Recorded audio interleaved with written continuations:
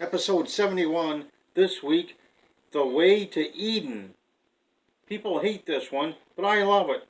I thought it was a fantastic episode, but people don't seem to enjoy it as much. Essentially, the Enterprise is following a stolen shuttlecraft. Apparently, that was stolen by the son of a dignitary, so he's got immunity. They try to take control of the shuttle. They don't want to be stopped. They keep going. They tax their engines. So everyone on board gets beamed onto the Enterprise just before the explosion. They beam aboard. It's a bunch of space hippies. Scotty's standing there baffled when he tells Kirk they're aboard. Then they start chanting Herbert, Herbert. So Kirk goes down with Spock to find out what was going on. They don't respond very well to Kirk, but Spock knew like the space hippie lingo, so he starts throwing out this space hippie lingo in hand gestures, and they're like, whoa, he must be a space hippie too. So everything was fine with them. Spock took him to McCoy to get him checked out, and when he's on the bridge, he's talking to McCoy, they're chanting Herbert, Herbert at him again. Checkov recognizes one of the voices as his ex-girlfriend from his academy days. He can't believe it, but he knew that had to be her. Oh, Kirk lets him go see the girl. He asks Spock what Herbert was, and Spock's like, it was a stiff, like unfeeling type of guy, basically an authority figure. Oh, that's how they were seeing Kirk. They go to sickbay. They're all fine except for one guy. He doesn't want to get a checkup, so they pick him up and carry him while he's sitting there cross-legged into the medical exam room. The rest of them are singing songs, and Checkov shows up, sees the girl, takes the girl, starts browbeating her on how she could be involved with space hippies, and she shouldn't have left the Starfleet Academy. But the girl was saying that that was her life now, and he shouldn't be so close-minded to it. Spock, he's in his quarters, and he's trying to figure out where this planet they were headed to might be, because they're headed to a planet called Eden. Spock decides maybe it's a real place. Maybe he'll check it out in his spare time, see if there is such a place, because they didn't think there was. Well, this guy named Adam shows up, and he's like, hey, at Vulcan Luke, do you play? Spock's like, oh yeah. So they plan a jam session. He leaves, and we find out that they're trying to conspire to get the Enterprise crew to join their space hippie commune and overtake the Enterprise and go to this planet Eden. That's the hope and the dream.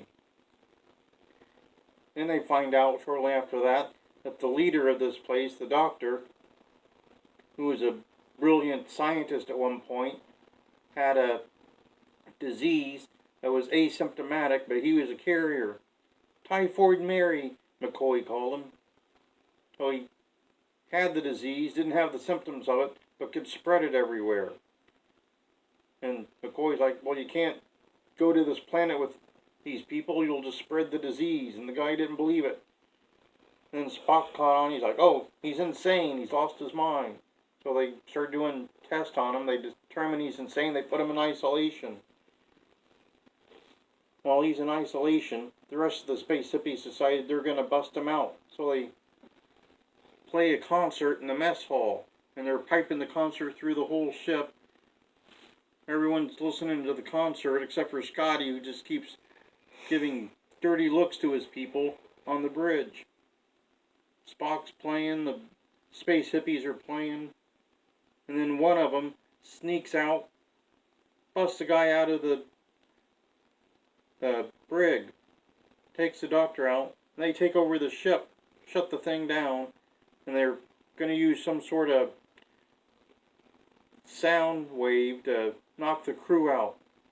And Chekhov's girl like, well, won't that destroy them? And the doctor's like, no, that won't destroy them. And one of the other space hippies like, hey, that will destroy him. He's like, yeah, but don't tell the girl that's 6 inches from me. Speaking in a normal voice, let's just pretend she can't hear this. And so they are preparing that. Scotty, Spock, and Kirk are trying to cut through the door with the phaser, but they get hit with the sound wave before the phasers can get through the door, so everyone's out.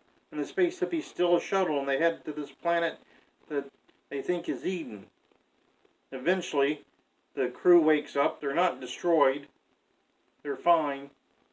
They beam down to the planet to chase the space hippies. They find out the planet's full of acid. All the planets have acid. Checkov burns his hand touching a flower. McCoy, like, the whole place is made up of this. They find the one space hippie, Adam, dead on the ground with a piece of fruit next to him.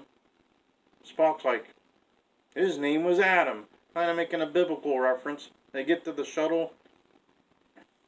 The space hippies all have burned feet. Then the doctor runs out past them, grabs a piece of fruit, eats it, and dies. Knew what he was doing, you would think, but since they said he was insane, you don't totally know. And they take the rest of the space hippies, and they're going to drop them off at the starbase. Checkov says goodbye to his Russian girlfriend from the academy. They're going to return the diplomat's son to him. And then they're on their merry way. Some interesting notes in this one. Adam, the space hippie that played the concerts and came up with rhymes, he was played by Charles Napier. Napier was well known as a character actor, usually played generals and authority figure types. He was in First Blood Part 2. He did episodes of the A-Team. Later on, he was in a couple of the other Star Trek series. Deep Space Nine and The Next Generation, playing general types. And this episode, not popular with some of the crew of Star Trek. James Doohan said it was his least favorite episode they ever did, which seems harsh. I enjoyed the episode. Jimmy Doohan apparently not a fan of the space hippies. He was not. But pretty much most of the regular crew is on this episode.